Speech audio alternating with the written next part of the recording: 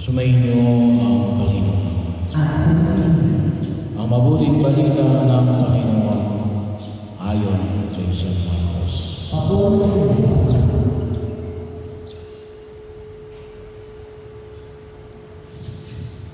Noong panahon habang bumababa sa Jesus sa mundo, kasama si Pedro, Santiago at Juan, ay nakita nilang napakaraming taong nakapaligid sa mga lagad na naiwan.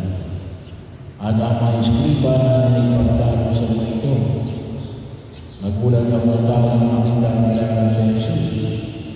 Sila'y palakang lumapit sa kanya at binati siya. Tinanong sa Jesus,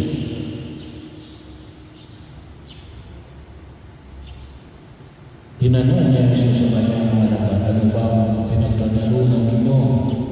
At ang mga taong iyon, sumagot ang isa mula sa kanila, Guro, dinala ko rito sa iyo ang aking anak na lalaki. Sapagat siya ay inaalian ng masamang espiritu at hindi makapagsalita.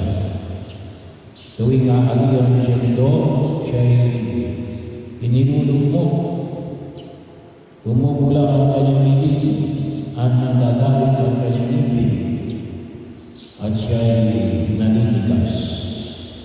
Hinihiling ko po sa inyo mga lagad na palayasin ng Espiritu ngunit hindi nila mapalayas ito. Sinabi ng Jesus sa kanila, lahing walang pananampalataya hanggang kailan ako dapat manatiling kasama ninyo? Hanggang kailan ko kayong pagtitigisan? Dalhin ninyo rito ang baba. At ninalaman nila ito sa kanila. Nang si Jesus ay makita ng Espiritu bilang pinapangasay nito ang baka, ano pat napalugmok ito sa lupa at gumulong-gulong na bumubula ang bibig.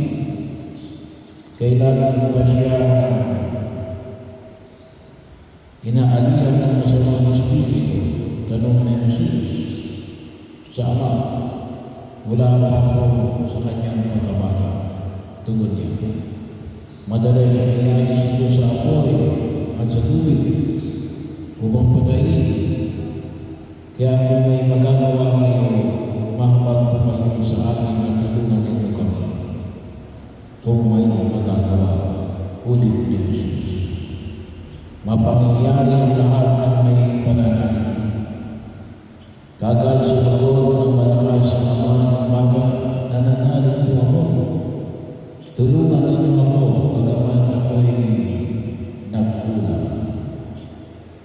Nang makita ni Jesus na lumalag sa mga tao, pinagsabihan niya ang masamang espiritu, ikaw, espiritu nagpapabibig o nagpapabibig, iniutos ko sa iyo, lumabas ka sa baka at huwag ka nang papasok sa kanya. Nang sisigaw ang masamang espiritu, pinapangasay ang baka at saka lumabas. Naging mistulang bangkay ang bata. Kaya ang sabi ng maraming patay na. Subalit siya'y hinawakan ni Jesus sa kamay at ibinangon at tumindig ang bata. Nang pumasok na si Jesus sa bahay, palihim siyang tinanong ng kanyang mga alagad, bakit hindi mo namin napalaya sa Espiritu?